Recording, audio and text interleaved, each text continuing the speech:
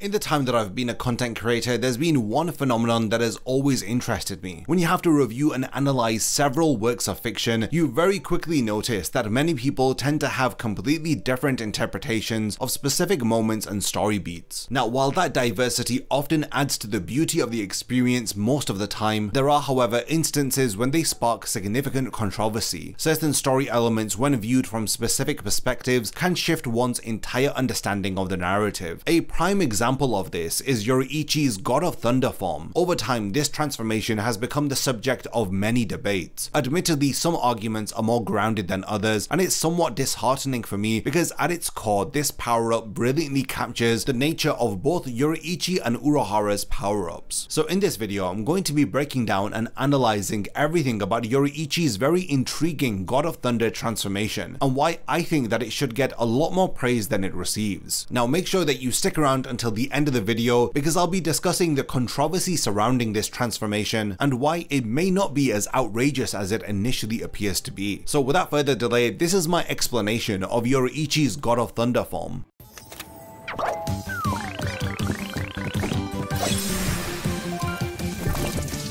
Analyzing an anime power-up, or any story development for that matter, demands a thorough examination of the events and hints leading up to it. It's not just about going over the plot points that eventually culminate into this new transformation, but it's important to understand the subtle clues that make its eventual manifestation plausible within the narrative. Take for instance Ichigo's full hollow transformation, which was prefaced by many story cues that had foreshadowed its arrival. There was the very eerie promise that White Zangetsu had made to Ichigo during his holification training, the systematic and gradual emergence of Ichigo's hollow powers throughout the narrative up until that point, and then there's also the fact that the entire story arc was built around Ichigo struggling to control his hollow powers. So seeing him enter this form during his battle with Ulquiorra had made perfect sense because everything in the story was leading up to it, and just like almost every other plot development in the story, Kubo wasn't lacking when it came to the build up to Yoruichi's God of Thunder form. First of all, the fact that it's a Shunko based transformation, and Shunko is a fighting technique that was shown to be exclusively possessed by Yoruichi and Soifon. We learn that Shunko is a powerful and destructive ability that requires a great deal of training in order to control it. When Shunko was initially introduced in chapter 158, neither of its two primary users could fully utilize it. This meant that Shunko as a concept was established, but its upper limits had never been defined. This left a lot of room for Kubo to develop it further as the story had progressed. Now we did get to see Shunko again several times within the story, but not much emphasis was really given to it, even though Yoruichi's subsequent uses of it suggested that she was able to control it better than when she had fought Soifon with it. Shunko doesn't really get a major emphasis within the story until much later on during the Thousand Year Blood War arc. Following the events of the first Quincy invasion, Soifon, who had lost her Bankai to the Sternritter, had then set her sights on perfecting her Shunko in order to make up for her lost Bankai. We see her utilize her perfected Shunko against BG9 in chapter 549. This is where we're first introduced to the idea of a perfected Shunko, which manages to build up perfectly on the foundation that Kubo had previously established. It also made a number of implications which appear to suggest that Shunko is elemental in nature, and while we don't get much of an explanation of what defines a person's Shunko element, I think that we can easily conclude that it's probably tied to a person's soul, which really increases my curiosity for what a perfected Shunko would look like for characters like Ichigo or Rukia. Essentially, Soifon's perfected Shunko had reintroduced the concept of Shunko into the story, and it laid it out as the foundation for Yoruichi's power-up later on in the story arc. So when discussing everything that had led up to the introduction of Yoruichi's God of Thunder form, all of this foreshadowing and groundwork leading up to it is definitely excellent in my opinion. So with the foundation set, let's analyze how Kubo executes this transformation into the narrative. During the invasion of the royal palace, Ichigo and company would find themselves up against the incredible power of Yhwach and his Schutzstaffel. They quickly realized the kind of threat that they were up against when they had fallen victim to Askin's deadly poison manipulation abilities. This leaves Ichigo, Chad and Orihime incapacitated after having been exposed to his power. Thankfully, Yoruichi appears to save them, but decides to stay behind to take out Askin. This is where we see her initially activate activate what we normally recognize as a Shunko. It appears as it normally does, as she utilizes it to effortlessly weave through Askin's arrows, and she even sends one right back at him. It's quite notable that Yoriichi's Shunko increases her strength to such a degree that merely throwing an arrow can create such a massive impact that it can knock Askin off of his feet, which, if I'm being honest, breaks more laws of physics than any of us are willing to talk about. It is after this attack that we finally see what I would assume to be an even higher level of her Shunko's power, which is the God of Thunder battle form. This form is characterized by a reishi-made spherical construct reminiscent of the Japanese thunder deity Raijin, and considering how the chapter is literally titled God of Thunder, it makes perfect sense to make this connection between Raijin and Yoriichi's form. Kubo's sketch at the chapter's conclusion also depicts a Raijin-like sphere encircling a black cat's head, and the illustration also adds Tomoe symbols on the drums, which are traditionally associated with Raijin. In the next chapter, we get another look at this form, as you'll quickly notice that Yoriichi's hair now features two tufts resembling cat ears tipped with lightning. As expected from Kubo, the design is intriguing and captivating. As we then see her summon a lightning barrage which overpowers Askin, we can deduce that this technique is actually a basic attack from Yoriichi, since she hasn't given it a name. This once again emphasizes just how ridiculously powerful this new form is, that a simple attack from this form does so much damage to a Shoot Starfall tier enemy, which in a sense brings to the table my only real grievance with this transformation, but I'll get to that later on in the video when I discuss what I didn't like about this power up in particular. Unfortunately, we don't get to see much more of what this transformation can do outside of this one attack, because Askin gets back up and begins to adapt to her power, and it's also because the story cuts away for quite a number of pages, so we don't really see her do more within this form, and this portion of the story was notorious for having rushed pacing and a lot of events occurring off screen. But moving on, Yoriichi would undergo yet another transformation during the events of this fight. This second transformation is the source of a lot of controversy surrounding her God of Thunder form. For a form that doesn't stick around for a very long time, there's a whole lot to talk about while discussing it. First of all is its unique method of activation, which is probably the only transformation in the entire series that was triggered by someone else, and it raises so many questions that probably do deserve its own video. When the transformation appears in chapter 662, it's after Yoriichi is having a less than stellar time against Askin, as the Quincy even states that Yoriichi was quite close to death. Urahara's timely entrance had prevented us from seeing how true that statement would have been, because he cooks up a makeshift cure that helps Yoriichi to recover enough to go back into her God of Thunder form. However, even with this, she isn't a match for Askin, as Urahara proposes another transformation, which Yoriichi strongly rejects, viewing it as beneath her dignity. There is a lot to dissect from this exchange alone, which I'm going to delve into. Yoriichi and Urahara's deep-rooted relationship predates the main events of the story. Given their shared history, it's plausible that they've experienced significant milestones together, like achieving Bankai or other transformations, so it's understandable that Urahara's ability to suggest and influence this new form aligns with their past. Now, the issue isn't whether if their history justifies this transformation, but it's the lack of evidence that we have from the story, which would lead us to believe that Urahara can induce this transformation. In the Bleach universe, transformations are deeply personal. I cannot remember another instance within the story where somebody else had externally induced another person's transformation. The closest comparison might be the Hokyoku's influence on Aizen, but that was a part of Aizen himself. Urahara's unique intervention is unprecedented here, and it sparks a lot of debate amongst fans about this form in particular. Urahara's intervention brings about this second transformation, which again notably amplifies her physical capabilities in comparison to the previous version of Shunko that she was using. The only downside of using this form is rather the fact that she completely loses her sense of reason, as she begins to behave more like a wild animal. Urahara explains that this transformation is called Thunderous Black Cat Battle Princess, which suggests that Yoriichi has immense power in this form. In general, the God of Thunder form gives her a massive physical buff, and it also allows her to change her Reiatsu 48 times per second. Overall, it's not the most useful transformation, but it's conveniently used against the one opponent whose powers would be affected by it, so I guess it's an example of plot armor that's been written into the story. This form is once again explained to be an expansion upon Yoriichi's Shunko, but it also seems to have very idiosyncratic elements that tie to Yoriichi's own natural abilities. For example, Yoriichi has always been associated with felines. She is able to transform into a cat, which is an exclusive ability tied to her Shihoin lineage. Even her Raijin Senkei has the same same cat motif, and her thunderous black cat battle princess form takes it even further up a notch. But as far as we know, these two abilities are normally mutually exclusive. Her Shunko transformations are purely extensions of her Shunko, while her cat transformations are a natural ability that exists as a result of her Shihoin lineage. But from her God of Thunder form to its stronger, more bestial counterpart, it seems to merge these two powers into one, which is honestly really fascinating and really frustrating. Yoruichi is a character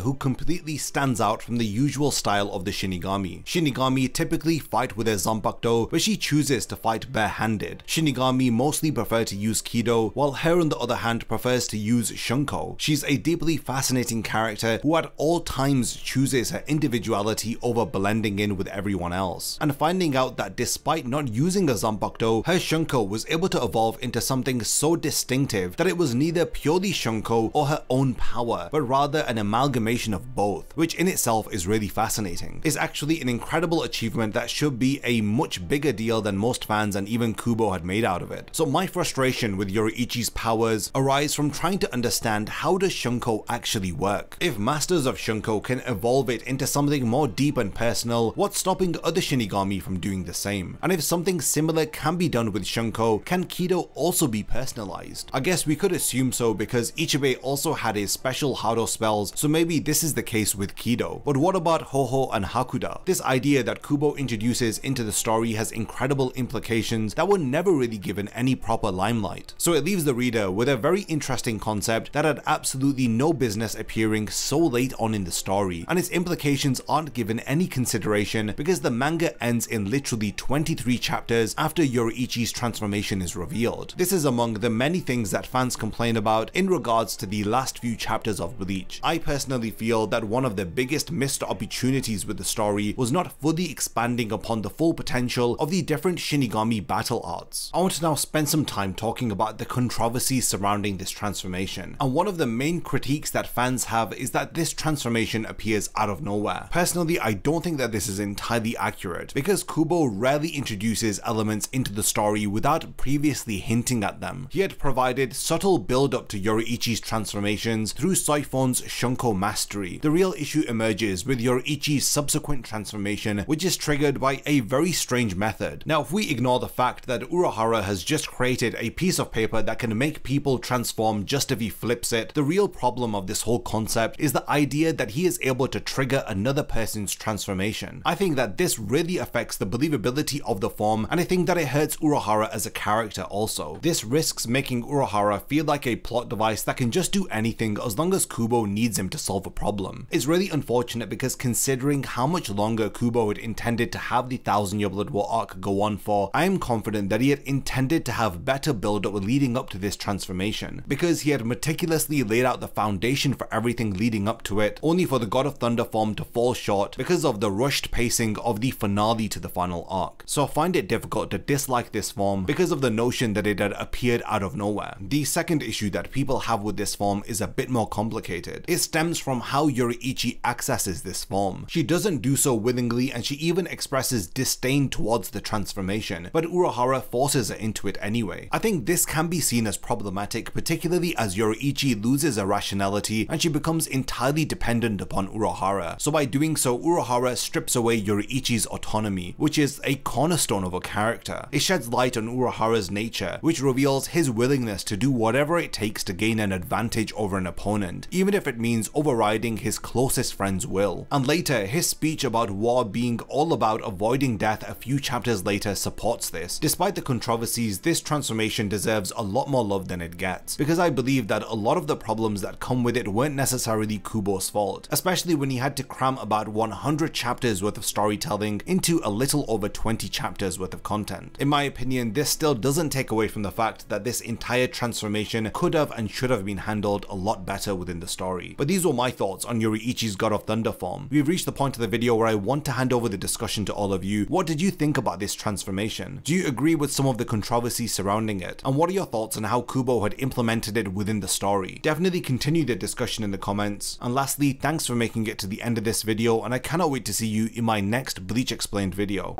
If you enjoy my content, then you can support my channel through Patreon for as little as $1 a month, or even through YouTube by becoming a channel member. You will gain access to exclusive channel perks and a Discord server which I frequently use. So become a member of my Zero Division and be the first to know about my upcoming videos. And once again, thank you for sticking around till the end of the video, and whatever you contribute will mean a lot to me.